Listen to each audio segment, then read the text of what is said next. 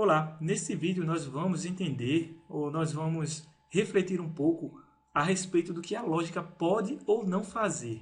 Devido à palavra lógica ser muito utilizada corriqueiramente no nosso dia a dia, também nos nossos estudos, a gente observa essa palavra muito em filmes, em séries. A nossa mãe já cria a gente com essa ideia de lógica no decorrer do nosso desenvolvimento como criança, adulto e etc. Então a palavra lógica às vezes tem uma conotação não tão assim clara como aquela conotação que a gente vai precisar aqui dentro do universo de programação de computadores. Então, para ficar bem claro com relação ao que a lógica pode ou não pode fazer, assista comigo até o final deste vídeo.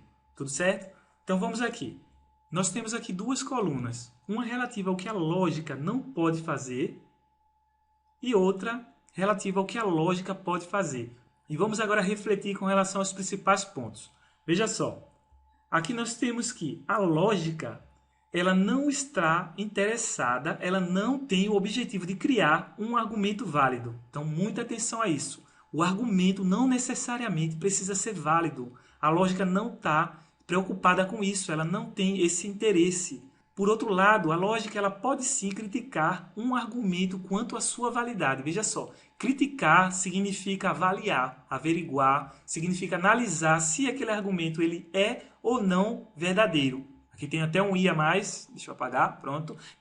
Outra ideia é a seguinte, a lógica ela não mostra o que é verdadeiro ou falso com relação à realidade. Veja só, ela não está preocupada em mostrar se aquela realidade ela realmente é verdadeira ou se ela é falsa. Isso a gente não consegue fazer. A gente não consegue demonstrar, mostrar. Não temos essa capacidade de validação da realidade. Muita atenção a isso.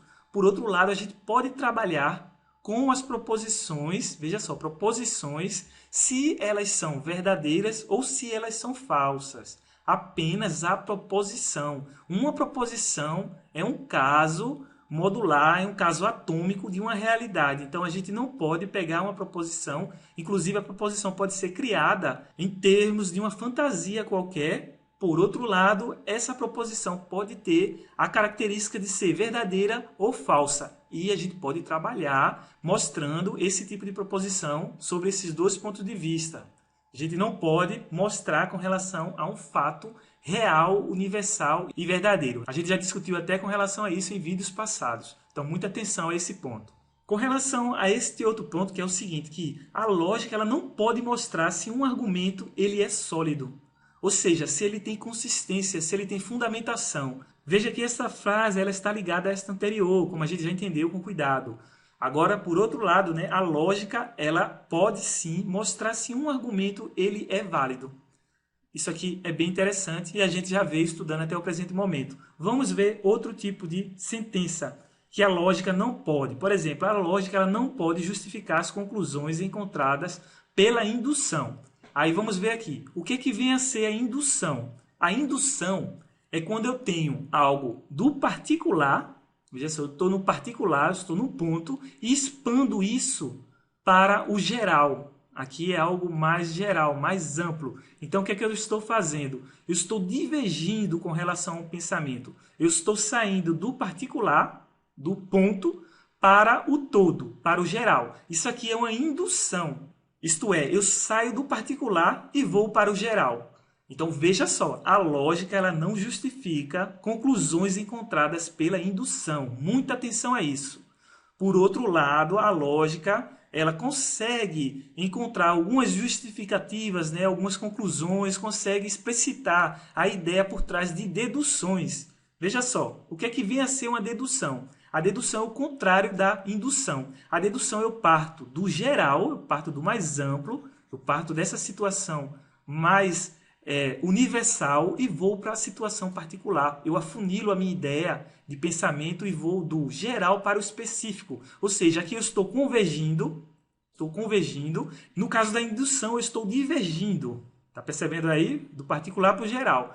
Então, a dedução, ela, o quê? Partindo do geral e indo para o particular, desde que a gente observe com muita frequência um certo conjunto de observações, a gente pode partir do geral e ir para o particular em alguns pontos e algumas justificativas podem ser feitas. Agora, atenção, generalizações nunca.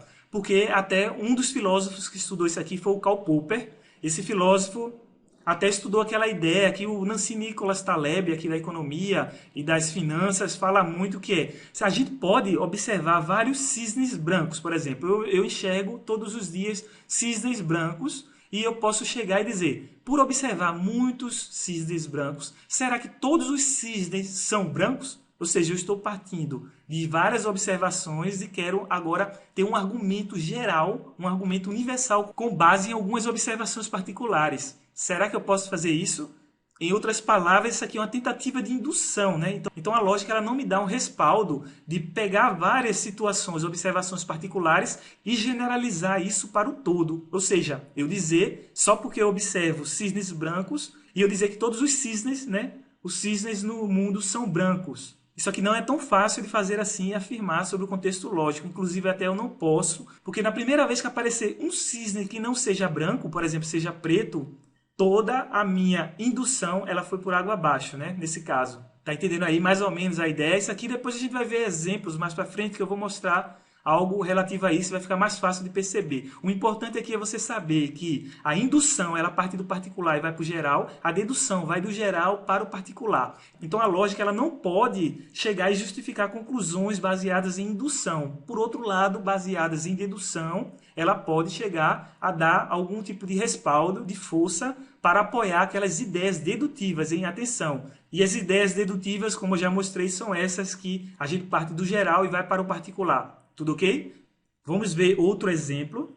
Então a gente tem aqui, olha, a lógica também não pode construir argumentos retoricamente mais fortes. Ou seja, eu não posso pegar e a partir da lógica dar um apoio de construção de uma determinada teoria, por exemplo. Isso daí não é permitido. Muita atenção, muita gente até se confunde nessa parte e pensa só porque um argumento ele é lógico e eu posso ainda, inclusive, deixar esse argumento como se fosse o argumento mais próximo da verdade absoluta. Então, muita atenção com a lógica. A gente também já viu vídeos aí que fala sobre lógica, verdade e coisas do tipo.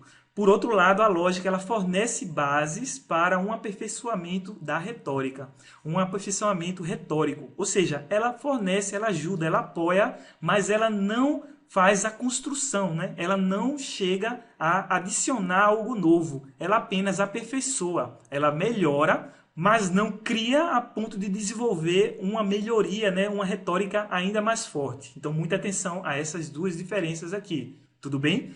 Então, guarde muito bem cada um desses pontos, o que a lógica não pode fazer e o que a lógica ela está destinada a fazer. Reflita sobre essas camadas de pensamento lógico, de argumentação lógica e aguardo você no próximo vídeo que a gente vai começar a usar um pouco disso dentro das nossas tabelas verdades, dentro de construções lá dos nossos conectivos lógicos. Tudo certo? Vamos lá, vamos aos estudos que a gente tem muita coisa ainda para aprender. Até logo!